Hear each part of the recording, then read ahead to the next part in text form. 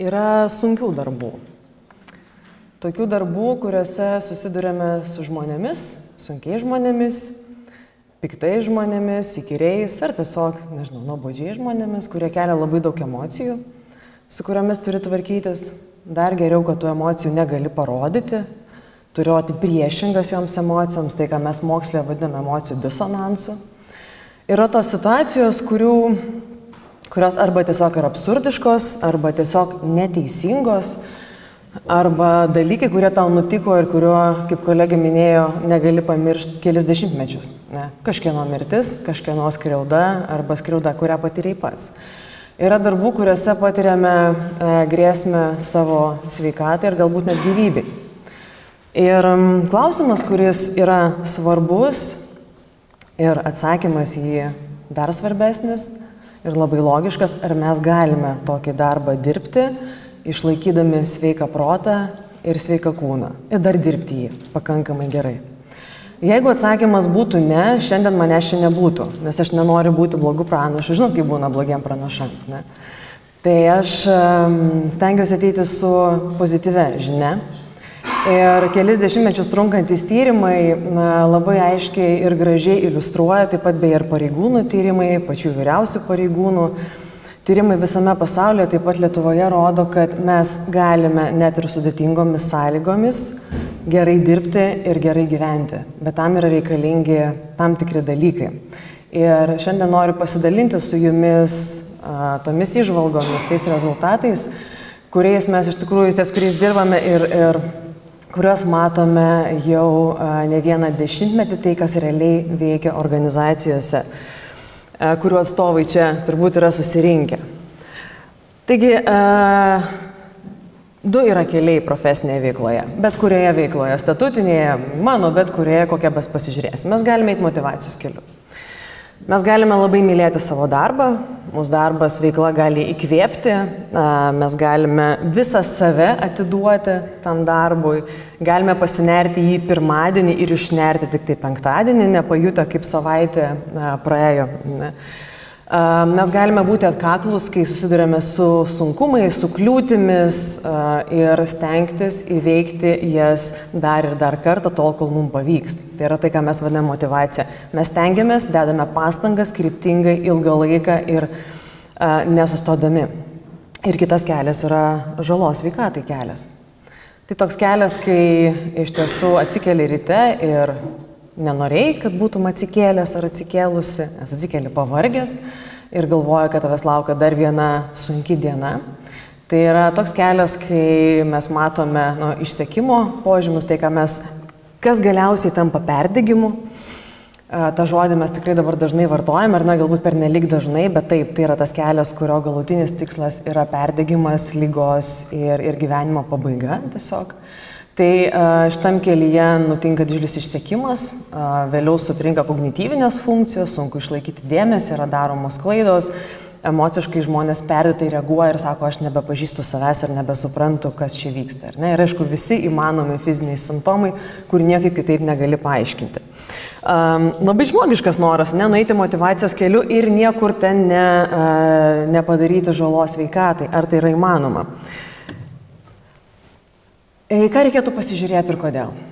Tai mes galime kiekvienas dirbantysis, nors šiaip šie klausimai yra vadovams, pirmiausia. Bet užduokime jau savo. Tai ko mano darbas reikalauja? Ko darbas nori? Kad intensyviai dirbčiau, padaryčiau daug per trumpą laiką, kartais su labai mažais ištekliais, kad priimčiau daug sunkių sprendimų, kurių atsakymas nėra aiškus, kitaip sakant, labai daug protinės įtampos patiriu savo darbe. Tai yra emociniai dalykai. Ir žinot, kai mes dažnai kalbame apie emociškai sudėtingą darbą, ir dažniausiai, aišku, medikų darbas yra linksniuojamas, kad sunkus pacientai, dar sunkesni jų artimieji, kurie irgi kelia reikalavimus, bet medikai jums tikėtina dažniau pasakytų, daug blogiau yra pikti kolegos. O dar blogiau yra piktas vadovas, nes jo niekaip negali įprasminti, paaiškinti ir tai yra tiesiog dalykas, su kuriuo turi tvarkytis, taigi emocinė įtampa. Biurokratinės kliūtis, kai kažką labai nori padaryti ir čia toks nors, nežinau, įstatymas, procedūra, kuri neveikia, ar tiesiog yra ne taip, ar ne. Ir jeigu mes turėtume tik reikalavimus, Kiekviename darbe jie yra, šiek tiek skirtingi, mes galime kiekvienam darbui tam tikrą vaizdą nubraižyti. Jeigu mes turėtume tik reikalavimus, tai, sėkmės mums šakės. Viskas. Mes atiduodame jiems savo protinės, fizinės, emocinės jėgas. Mes jas atiduodame ir atstatyti, aišku, galime, sako specialistai, pamiegokite, pasportuokite, padės, taip iš dalies padeda. Bet ko mums reikia? Mums reikia tai, ką darbas suteikia, tai, ką mes vadiname darbo ištekliais. Mums reikia ko? Galimybių mokytis, pavyzdžiui. Jeigu mano darbas sunkus, kas jį gali atsverti, jeigu jis yra protiškai sudėtingas? Galimybė išmokti, galimybė kreiptis į kolegas pagalbos, galimybė planuoti savo darbą savo kompetencijos ribose, autonomiškai ir atlikti taip, kaip man atrodo geriausiai. Tai yra kolegų palaikymas, vadovo palaikymas, grįžtamasis ryšys, tai yra visi resursai, kuriuos gali organizacija duoti. Ir po tyrimų mes matome labai paprastai, kaip minėjau, tai yra patvirtinta daugybėje pačių įvairiausių situacijų, tai tol, kol yra išteklių darbe, tai viskas yra gerai. Net ir pats sudėtingiausias darbas gali būti atliekamas tinkamai, nežalojant sveikatos, jeigu mes turime kuo tos reikalavimus atsverti. Kokie jie bebūtų. Aišku, yra tyrimai, kurie labai aiškiai nurodo, kaip minėjau, darbo krūvį mes galime atsverti autonomiją, savarankiškumu. Ar ne, sunkius klientus galime atsverti kolegų paramą. Beje, kadangi ruošiausi pranešimui, tai pažiūrėjau, kaip ten su policijos, ypatingai pareigūnais, tai didžiausias išteklius pareigūnams, ne tik be policijos, yra chebra. Linksima. Tai yra žmonės, kurie, ne vadovas, bet tai yra, nors vadas irgi svarbu, bet svarbiausia yra chebra. Tai yra tie žmonės, kurie ir realiai padeda kompetencijomis, bet ir tie, kurie tiesiog yra dažnai šalia. Ir dar vienas dalykas, tai yra kokios yra mano stiprybės, ką mes atsinešame į organizaciją. Ir dėmesio čia, labai dažnai mes norime kalbėti apie asmenybę, aš niekada nekalbu apie asmenybę, nes tai yra mirties taškas mano supratimu. Nes jeigu turi tam tikrą bruožą, tai jau viskas, ar ne? Aišku, mes atrenkam žmonės į organizacijas tam tikromis savybėmis, nes ne visi yra tinkami visiems darbams.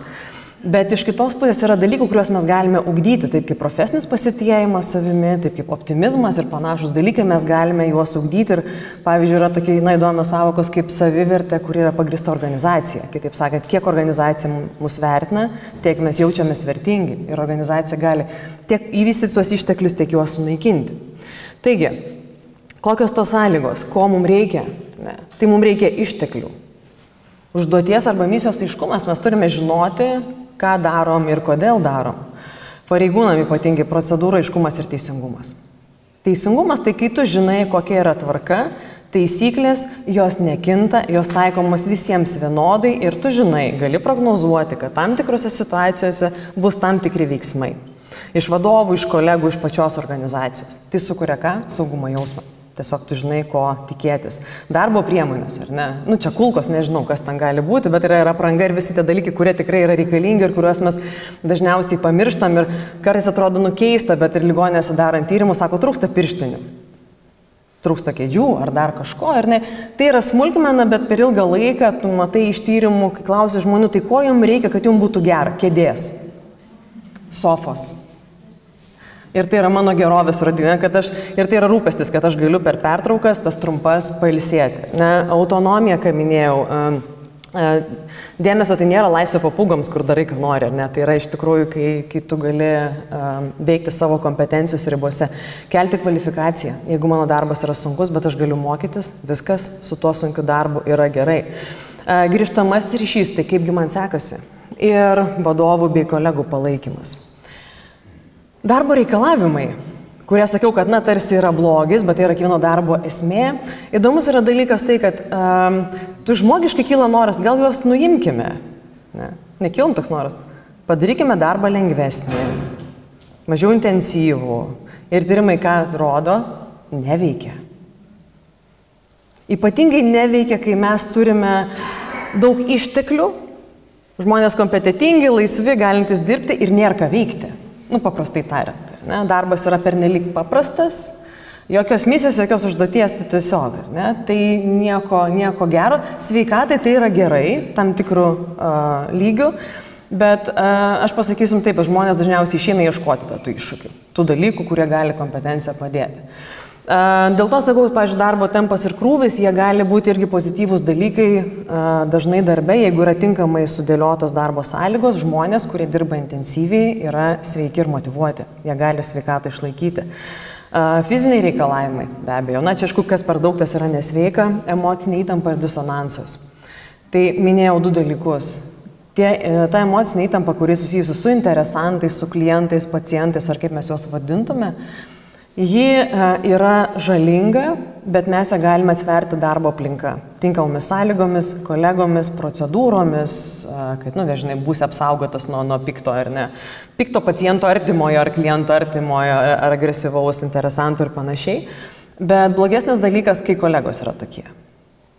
Kai atsiranda emocinė įtampa, kuri yra kolektyvė, konfliktai, tai yra tas, kas tikrai labai stipriai žaloja ir ką mes ten norime sumažinti. Biurokratinės kliūtis, grėsmė prarasti darbo vietą, ar ne? Kaip negera, kai tu nežinai, ar tu rytoj tą darbą galėsi išlaikyti. Ir apskritai galbūt tavo darbo sąlygos pasikeis. Kas gyvename iš mūsų tokiomis sąlygomis, kai keičiasi įstatymai ir tada nenuvilnyjas, tai žemyn nuleidžia ir tu nežinai ten, kaip ten bus su tavo tam tikrais ypatumais darbo, ar ne, ar senatvės pensija, ar dar kažkuo. Tu tiesiog nežinai, tai yra didžiulė įtampa. Ir šitą, aš jau sakyčiau, reikėtų mažinti. Ir, aišku, tarp asmeniniai konfliktai. Ir trečias dalykas, mums reikia tai didelių asmeninių išteklių. Tiesiog, didelių asmeninių išteklių. Taip, dėmesio nėra asmenybė, kaip sakiau, tai yra dalykai, kuriuos mes galime ugdyti ir auklėti ir kuriuos organizacija, aš visą žiūriu pirmiausiai į organizaciją ir vadus, mes juos galime pastiprinti ir mes juos galime sunaikinti. 3 būdai panaikinti optimistą. Žinot, kokie yra? Ne? Dar neišmokiau visų. Reikia priminti viską, kai jis yra blogo padaręs, pasakyti, kad pats ar pati dėl to kaltas ir kad nieko gero šito organizacijoje nebus. Ir aš jums duodu maksimum metus. Tai tas žmogus arba nebus optimistas, ar bus optimistas kur nors kitur. Tai iš tikrųjų tyrimais matom, kad tai yra kintanti būsena ir mes galime labai stipriai duodami sudėtingus darbus, pernelyg sudėtingus, nuvertinti žmogų taip ir maždaug per 1 metų laikotarpį taip, kad jis nebepasitikės savim ir sakys, aš nieko nebegaliu. Kartais užtenka vieno labai rimto įvykio. Savireguliacijos gebėjimai pareigūnam. Fantastiškai veikiantis dalykas. Be abejo, aš esu tikra, kad skirtingos tarnybos atsirenka žmonės, kurie geba išmušti iš vėžių, atsistatyti greitai, nuraminti emocijas ir vėl toliau tęsti ir veikti. Tai yra puikus dalykas. Ugdomas yra tam tikra bazė, ką mes jau turime, bet be abejo irgi ugdomas dalykas. Fizinis aktyvumas irgi tam tikras išteklius yra, optimizmą minėjau ir vertė organizacijai. Kiek organizacija mato mus kaip vertingą žmogų, mumis rūpinasi ir klausia mūsų nuomonės plačiaja prasme. Tai jeigu mes turime tinkamai subalansuotas darbo sąlygas ir taip, aš kaip psichologė pirmiausiai sakau, tai yra vadyba. Tai yra tam tikri vadybiniai dalykai, nuo kurių atsispyrę jau mes galime sakyti žmogui, klausyk, o dabar tu pats pasakyk, kaip tavo darbą padaryti geresnį ir visus kitus dalykus. Taigi, ką svarbu žinoti, kad darbo ištekliai reikalavimai eina 2 skirtingais procesais. Reikalavimai grini veda į žalą sveikatai, ištekliai veda į motivaciją. Ar galima eiti 2 keliais, tyrimai sako nelabai, vis tiek kažkuriuo vienu arba kitu nueisim. Paprastai motyvuoti žmonės būna sveikesni ir geriau dirba. Ir tai yra, tiesiog susiję dalykai.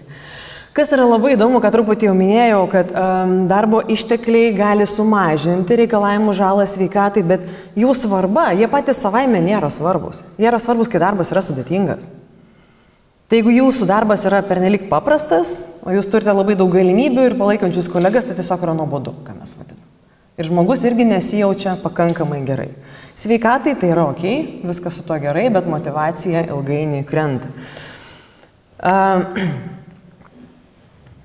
Praktikoje, ką dažnai galima matyti, mes turime žmogų, kuris yra ties išsekimo riba, mes dar nematom.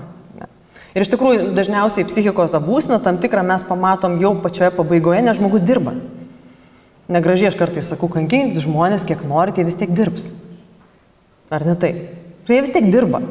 Ir tik tada, kai jau kažkas tokio nutinka, sako, mes nepastebėjom, nematėm. Bet sako, rezultatai juk buvo, ar ne? Nes žmonės iki paskutiniųjų rodo rezultatą, kaip taisyklė, bet truputį ima dažniau sirgti, paskui dar dažniau pyksasi su kolegomis, dar kažkas nutinka. Ir labai įdomus yra momentas irgi tyrimais, kad gražiai suformuoluota, kad žmogus, kuris turi labai daug reikalavimų ir mažai išteklių, patenka į vadinamą negatyvų ciklą, kuriame jau ir išteklius jis mato kaip reikalavimus. Jeigu žmogus yra paprastai tariant pavargęs, išsekęs, mes sakom, klausyk, tau komandiruotė fantastiška. Turiu tau fantastišką, sudėtingą misiją, gal norėtum. Čia tau galimybė yra karjeros, nežinau, ar kažkur. Ką jis sakys? Ačiū ne, arba ne ačiū ne, ar ne, neturiu jėgų ir kažkas. Ir tada mes matom tokią praktiką labai gerą priešpriešą. Organizacija sako, mesgi siūlom jam ar jai, neima. Nu, ta prasme, nemato galimybę, koks negatyvus žmogus šiaip tai. Bet tiesiog tai yra dar vienas reikalavimas, kuriam atsverti jau nėra jėgų, nes žmogus kompensuoja tuos reikalavimus, kurie dar patė jau savimi, jau savo sveikata. Mes dar tiesiog to nematom. Ir tada atsiranda dar kiti dalykai, jeigu mes turime išsekimo pradinę būseną, negalėjimą susikaupti, labai stiprias emocijas, žmogus ką? Atidėlioja, ima daryti klaidas, ar ne? Ir kas nutinka, darbo krūvis kaupėsi, atsiranda konfliktai, žodžiu, tu patenki į negatyvų ciklą, iš kurio išeiti jau pačiam yra labai sudėtinga. Ir čia šiaip yra bloga žinia. Čia pabūsiu blogų pranašų, žmogus pats negali pasitvarkyti savęs ir darbo sąlygų, jeigu jos yra jau visai netinkamai sudėliotos. Deja, mes tyrimais labai daug metų bandėm tai rodyti, nesigauna. Ir kalbu ne tik apie save, kalbu apie viso pasaulio tyrimus. Tai čia organizacijos pirmas žingsnis pasirūpinti, kad būtų grįžtamasis ryšys, kad būtų išspręsti konfliktai, kad būtų tvarkingis procedūros, tada jau galima sakyti žmogui, o dabar tu ką pats pati gali. Nes žmogus, būdamas tam tikros, jau pažeistos psichikos būsenos, nebegali tų dalykų įveikti. Galbūt vienas kitas. Nežinot, mokslas yra apie ką? Apie tai, kas dažniausiai tinka daugumai ir visada mes turim išskirtinių žmonių. Ir kai yra dideli ištekliai, mes patenkam į pozityvų ciklą. Va tada mes galime sakyti, aš galiu susikurti tokią darbo aplinką, kurie man yra palanki. Tik tie, kurie yra motyvuoti, kurie yra geros sveikatos, gali pasirūpinti tais dalykais, kurie jums trūksta darbe. Taigi pirmas žingsnis iš tiesų tenka organizacijai, ne kam kitam. Ir va čia yra tas, iš kur tas 3+1 būdas, ar ne? Tai yra čia tie būdai, kuriuos jau pats ar patys mes galime pasidaryti. Ir aišku, tai vėlgi nenuimant nuo organizacijos atsakomybės, bet pažiūrint į save pačius, nes kiek iš mūsų turi idealias darbo sąlygas, kur visi paklausia, prieina, kaip jautiesi, visi draugiški, vadovas fainas arba faina, ar ne, labai teikia grįžtamą į ryšį, sako, kai tik tai ką nors gero padarai, ateini darbą jau pagiria, ar ne, nežinau, kiekviename žingsnyje ir jokių kliūčių nėra, įstatymai mūsų naudai, nežinau, procedūros fantastiškai veikia, kompiuteriai veikia, mikrofonai veikia, dažniausiai būna ir šitas. Ne? Tai ką mes galime patys padaryti, ar galim? Tai čia yra tie būdai, kurie, beje, patvirtinti, pasitikrinau tikrai vakar, patvirtinti eksperimentiniuose, kaip pasakyti, tyrimuose ir su pareigūnais įvairių specifikų, bet beje ir su kitais specialistais. Jeigu mes pamokome žmonės tą daryti, pasakome, kad tai galima, tai veikia. Tai iš tikrųjų mes galime tam tikrus dalykus nuveikti, realiai intervencijos turėti. Mes galime patys pagalvoti, kur mes galime patobulėti. Ir aš nekalbu apie tai, kad duokit man dar vienus kursus, niekada neduoda. Ne? Kam duoda kursus? Man tai ne. Bet eini ir paklausi, nežinau, kolegos, kuris kažką moka, kuris sužinojo kažką, galbūt, nežinau, jūs pasidalinsit kažkokiamis mintimis, ką šiandien išgirsite, ar neišgirdote, ar išgirsite, ir tai bus nauda kolegoms, išmokti kažką, tai nebūtinai yra dalykai, kurie, nežinau, kursai, kurie yra formalūs, ar su sertifikuoti ir panašiai. Ir aišku, siekti panaudoti turimus gebėjimus. Jeigu mums trūksta palaikymo ir pagalbos, mes galime ką pasiklausti. Gražiai skamba klausti vadovo grįžtamo ryšio, bet tai daro mažuma. Priklausomai nuo specialybės, nuo profesijos, akademikai pagal mano tyrimus šis to nedaro niekada, niekada neklausia vadovų, kaip jiems sekasi, turbūt patys žino. Ar ne, bet dažniausiai vadovą rečiau kreipiamasi, bet kolegos yra šalia. Ir kaip sakiau, kad ir kokio mes skirtingų veiksnių rastume, streso ar motyvacijos, ar žalos sveikatai tyrimuose, tai vienas iš tų dalykų, kuris yra apsauginis įvardymas ir labai aiškiai, tai yra kolegos. Tai, ką aš vadinu chebra. kur jau tada aukštesnio lygio tokie kolegos, ar ne, kurie iš tikrųjų yra palaikantis, padedantis. Jų visada gali paklausti, kaip man sekasi. Pasakyk man ką nors gero, ar ne, ir panašiai. Nežinau, ar jums būna, bet tais atvejais, kai nuobodu darbe, ne, ir kai atrodo išsėmė visas galimybės, kai kurie kartais mes turime, nebūna, ne. Galima ką nors, gal ką nors kada nors bus, ar ne, tai čia ateičiai. Galbūt mes galime kažką naujo pagalvoti, nuveikti. Naujų užduočių sugalvoti, pridėti, kažko atsisakyti, ne, sakau tą atsargiai, nes čia kolegos paskui gali tekti perimti. Ne, jeigu tais atvejais, kai tikrai jau kompetencijos išnaudotos ir jauti, kad tame darbe nebeaugi. Ir vienas iš būdų yra išvengti. Kodėl jis raudonas? Čia tas atvejis, kai mes, nežinau, pamatome koridoriuje kolegą, kurio nenori matyti ir pasukame į tualetą arba kokį nors kitą kabinetą, ar atsisakome darbų, kurių nenorime, pagal galimybės kiekviename darbe kažkas tai yra įmanoma. Kodėl tai yra bloga strategija? Patvirtinome tą tyrimais. Tai yra sveikatai apsauginė strategija, tą daro žmonės, kurie ypatingai nori apsaugoti savo sveikatą ir tam tikrų, tarkim, savaitės metu jaučiasi labai pavargę ar pavargusios, bet jeigu mes tą darom nuolatos, mes prarandam kompetenciją. Mes tokie pasidarome, nežinau, dešimtukininkai pasukčiavę, ar ne, neįveikia tos kliūtės, negavę tų galimybių, kurias galime turėti. Ir bent jau pagal banko darbuotojų tyrimus, kuriuos atlikam, tai po metų tokių žmonių saviveiksmingumas sumažėja. Tai yra profesinis pasitikėjimas savimi reikšmingai sumažėja. Iškai žmonės sako, mažiau man čia geriau sekasi dirbti ir tikėti savimi. Bet kartais tą galime daryti.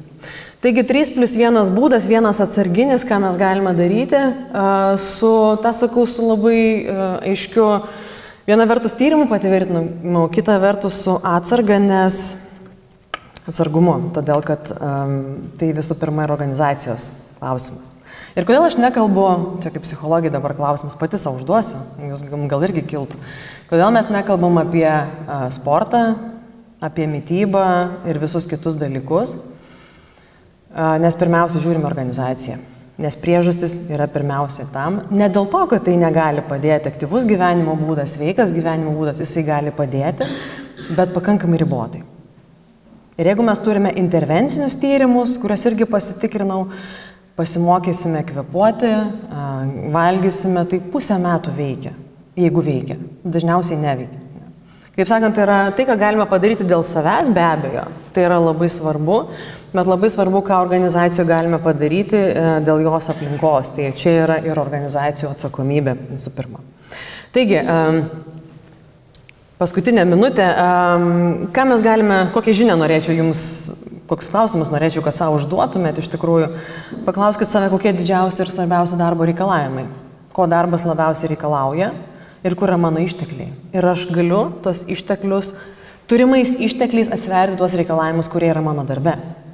Ir jeigu negaliu, tai nežinau, ar įmanoma ir gražu sakyti nusimesti reikalavimus, turbūt nėra neįmanoma, bet tur aš galiu ieškoti išteklių tiem reikalavimams atsverti. Ir čia beje labai įdomus dalykas, kad gali tekti ieškoti išteklių už organizacijos ribų. Nes gali būti taip dėja, kad draugų nerasite organizacijoje. Jie bus už organizacijos ribų. Idealiu atveju taip turėtų būti, bet palaikymo galime ieškoti ir už to ribų. Ir žinoma, kokius asmeninius išteklius svarbu palaikyti. Kaip galėčiau kelti pasitikėjimą, profesinį pasitikėjimą savimi, savo optimizmą, savo vertę organizacijoje ir tuos dalykus subalansuoti. Taigi, palieku jūsų klausimų, kur ir kokių išteklių ieškosime šiandien ir toliau kiekvieną dieną. Ačiū.